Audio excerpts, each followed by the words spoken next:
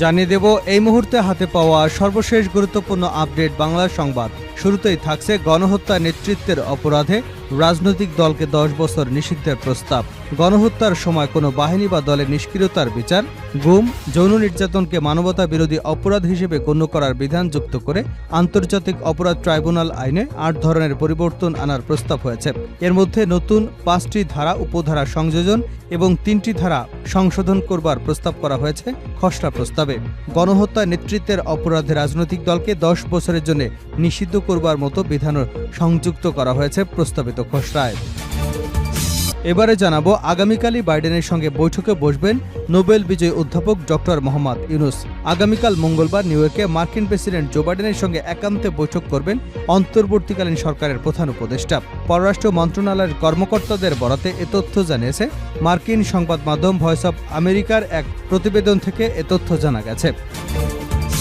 জানাবো, গণঅভ্যুত্থানের চেতনা থেকে সরে গেলে বিপর্যয় নেমে আসবে। গণহত্যাকারী শুরু শাসক শেখ হাসিনার দোসরদের গণমাধ্যম থেকে অপসারণ, নিয়োগ কমিশন গঠন এবং তথ্য সম্প্রচার মন্ত্রণালয় এবং সংস্কৃতি মন্ত্রণালয় স্বেচ্ছাচারী নিয়োগ ও মব জাস্টিসের প্রতিবাদ জানিয়েছে বৈষম্য বিরোধী গণ আন্দোলন। সোমবার বিকেলে রাজধানীর শাহবাগে জাতীয় জাদুঘরের সামনে গণপ্রতিরোধ কর্মসূচিতে এই আহ্বান জানান বক্তারা।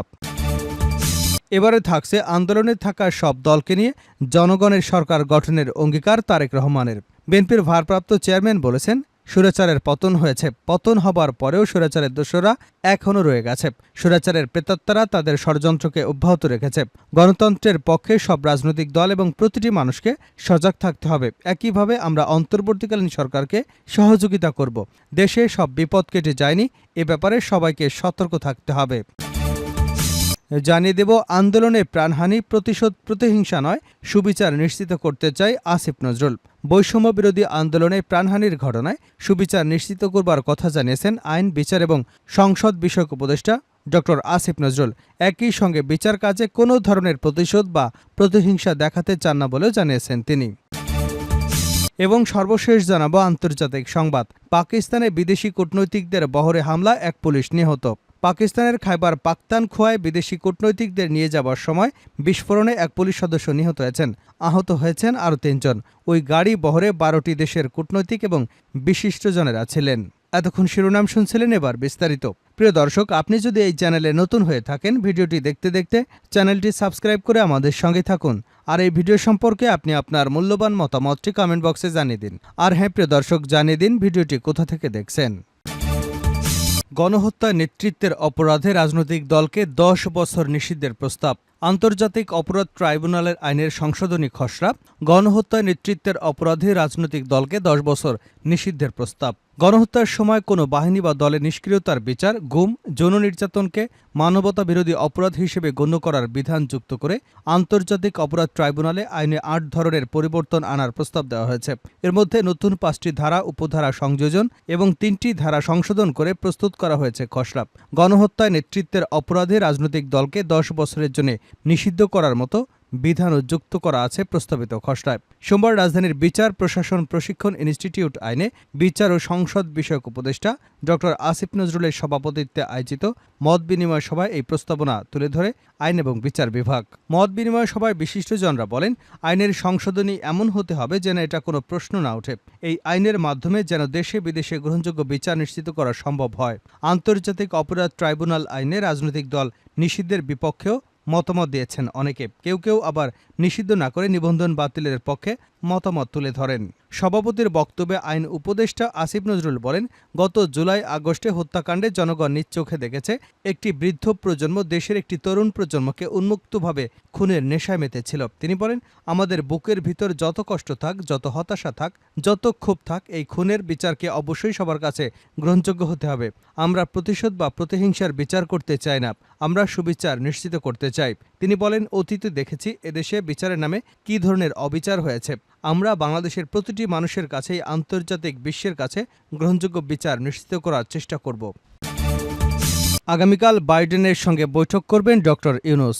আগামীকাল মঙ্গলবার নিউ ইয়র্কে মার্কিন প্রেসিডেন্ট জো বাইডেনের সঙ্গে একান্তে বৈঠক করবেন অন্তর্বর্তীকালীন সরকারের প্রধান উপদেষ্টা ড মোহাম্মদ ইউনুস। পররাষ্ট্র মন্ত্রণালয়ের কর্মকর্তাদের বরাতে এ তথ্য জানিয়েছে মার্কিন সংবাদ মাধ্যম ভয়েস অব আমেরিকার এক প্রতিবেদক বৈঠকের বিষয়টি নিশ্চিত করে পররাষ্ট্র মন্ত্রণালয়ের একজন ঊর্ধ্বতন কর্মকর্তা সংবাদ মাধ্যমকে বলেন, মঙ্গলবার শুধু দুইজনের মধ্যেই বৈঠকটি হতে যাচ্ছে। নিউ ইয়র্কে জাতিসংঘের সাধারণ পরিষদের অধিবেশনের ফাঁকে তারা বৈঠকে বসবেন। ওই কর্মকর্তা আরও বলেন, এটি অত্যন্ত তাৎপর্যপূর্ণ, কারণ গত কয়েক দশকে কোনো মার্কিন প্রেসিডেন্ট বাংলাদেশের কোনো সরকার প্রধানের সঙ্গে দ্বিপাক্ষীয় বৈঠক করেননি। ইতিমধ্যে ৫৭ জনের বহর ড ইউনূস জাতিসংঘ সাধারণ পরিষদের ৭৯তম অধিবেশনে যোগ দিতে সোমবার নিউ ইয়র্কের উদ্দেশ্যে ঢাকা থেকে রওনা হয়েছে। শুক্রবার জাতিসংঘ সাধারণ পরিষদের অধিবেশনে তার ভাষণ দেবার কথা রয়েছে। অধিবেশনের ফাঁকে বেশ কয়েকটি উচ্চ পর্যায়ের বৈঠক করবেন ড মোহাম্মদ ইউনূস। এখানে সাইডলাইনে বিশ্ব নেতাদের সঙ্গেও তার বৈঠক করবার কথা রয়েছে। গণঅভ্যুত্থানের চেতনা থেকে সরে গেলে বিপর্যয় নেমে আসবে। গণহত্যাকারী স্বৈরশাসক শেখ হাসিনার দোসরদের গণমাধ্যম থেকে অপসারণ, নিয়োগ কমিশন গঠন এবং তথ্য সম্প্রচার মন্ত্রণালয় এবং সাংস্কৃতিক মন্ত্রণালয় স্বেচ্ছাচারী নিয়োগ ও মব জাস্টিসের প্রতিবাদ জানিয়েছে বৈষম্যবিরোধী গণ আন্দোলন। সোমবার বিকেলে রাজধানীর শাহবাগে জাতীয় জাদুঘরের সামনে গণপ্রতিরোধ কর্মসূচিতে এমন আহ্বান জানান বক্তারা।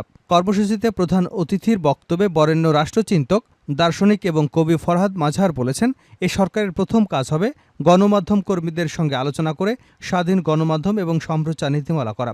সরকারের যারা গণঅভ্যুত্থানের সহযোগীদের বাদ দিয়ে একতরফা সিদ্ধান্ত নিয়েছেন তারা ভুল করেছেন। মব জাস্টিসের মাধ্যমে ছাত্র তরুণদের বিতর্কিত করবার ষড়যন্ত্র মারাত্মক বিপর্যয় ডেকে আনবে। উল্লেখ করে মজহার বলেন, বৈষম্যহীনতার প্রধান লক্ষ্য পুঁজিবাদী ব্যবস্থাকে বদলানো। তিনি বলেন, যারা বাবরি মসজিদ ভেঙেছে তারাই মাজার ভেঙেছে। মাজার ভাঙা ইসরায়েলি প্রকল্প, ফিলিস্তিনিদের ঐতিহাসিক স্থাপনাগুলো ইসরায়েল গুড়িয়ে দিয়েছে। গণমাধ্যম কর্মীরা গণঅভ্যুত্থানে অগ্রণী ভূমিকা পালন করেছে।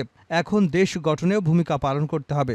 যারা হাসিনাকে পুনর্বাসনের জন্য ফিরিয়ে আনতে চান তাদের হুঁশিয়ারি করেন এই রাষ্ট্রচিন্তক। ফরহাদ মাঝহার বলেন, যারা ক্ষমতায় আছেন তারা মনে করবেন না যে এটা তাদের ব্যক্তিগত সম্পত্তি। আপনারা যেমন তেমন করে যেখান থেকে লোক এনে বসিয়ে দেবেন তা হবে না। যারা বিজ্ঞ মানুষ তাদের সঙ্গে পরামর্শ করুন। বাংলা একাডেমির সিদ্ধান্তে আমরা সন্তুষ্ট, কিন্তু শিল্পকলা একাডেমির সিদ্ধান্তে সন্তুষ্ট নই। তিনি আরও বলেন, গণমাধ্যম এবং সম্প্রচার নীতি যে নামেই হোক তা দরকার। এই নীতি ছাড়া গণমাধ্যম কর্মীদের মালিক থেকে আলাদাভাবে স্বাধীনভাবে সাংবাদিকতা করতে পারবে না। সরকারের প্রথম কাজ সংবাদকর্মীদের সঙ্গে আলোচনা করে গণমাধ্যম নীতি প্রণয়ন করা। গণমাধ্যম কর্মীরা যেন স্বাধীনভাবে কাজ করতে পারেন। গণমাধ্যম কর্মীদের অনেকেই দীর্ঘদিন বেতন পান না, অনেকে সম্মান বা স্বীকৃতিটুকু পান না। যে দায়িত্বে আছেন তাকে এসব শুনতে হবে। বৈষম্য বিরোধী ছাত্র আন্দোলনের কেন্দ্রীয় সমন্বয়ক আসাদ বিন রনি বলেন, এই সরকারের কাছে শহীদদের আমানত রয়েছে। বৈষম্য বিরোধী আন্দোলনের মূল স্পিরিট অনুযায়ী সরকার পরিচালনা করতে হবে। ফ্যাসিস্ট ও তার দোসরদের অপসারণ এবং বিচার করতে হবে, নইলে শহীদদের আমানত খেয়ানত করা হবে। আন্দোলনে থাকা সব দলকে নিয়ে জনগণের সরকার গঠনের অঙ্গীকার তারেক রহমানের। বিএনপির ভারপ্রাপ্ত চেয়ারম্যান তারেক রহমান বলেছেন, স্বৈরাচারের পতন হয়েছে। পতন হবার পরেও স্বৈরাচারের দোসররা এখনও দেশে রয়ে গেছে। স্বৈরাচারের প্রেতাত্মারা তাদের ষড়যন্ত্রকে অব্যাহত রেখেছে। গণতন্ত্রের পক্ষে সব রাজনৈতিক দল এবং প্রতিটি মানুষকে সজাগ থাকতে হবে। একইভাবে আমরা অন্তর্বর্তীকালীন সরকারকে সহযোগিতা করব। দেশে সব বিপদ কেটে যায়নি, এ ব্যাপারে সতর্ক থাকতে হবে। তিনি বলেন, আমরা বারবার বলেছি, বহু মানুষের আত্মত্যাগের বিনিময়ে অন্তর্বর্তীকালীন সরকার প্রতিষ্ঠিত হয়েছে। এ সরকারকে ব্যর্থ করতে দেওয়া যাবে না। জনগণের প্রত্যাশা জনগণের রাজনৈতিক অধিকার ফিরিয়ে পাওয়া। বিগত ১৭ বছর সংগ্রাম করে সেই অধিকার যাতে সঠিকভাবে প্রতিষ্ঠিত হয় তার জন্য পদক্ষেপ গ্রহণ করবে, কিন্তু এটিও সতর্কভাবে খেয়াল রাখতে হবে যে জনগণের কাজ যাতে নষ্ট না হয়, আবার কোনো স্বৈরাচার ষড়যন্ত্র করবার সুযোগ যাতে না পায়। আজকে সমগ্র বাংলাদেশের মানুষ প্রত্যাশা করছে তাদের প্রিয় দল বিএনপি জনগণের সমর্থন নিয়ে আগামী সরকার গঠন করতে সক্ষম হবে। বাংলাদেশের মানুষের প্রত্যাশা পূরণ করতে হবে, তাদের পক্ষে কাজ করতে হবে। বাংলাদেশকে গড়ে তুলতে হবে একটি সম্ভাবনাময় দেশ, একটি সম্ভাবনাময় জাতি। জয় পেতে হলে আমাদের আন্দোলন কাঙ্ক্ষিত লক্ষ্যে পৌঁছানো সম্ভব হবে।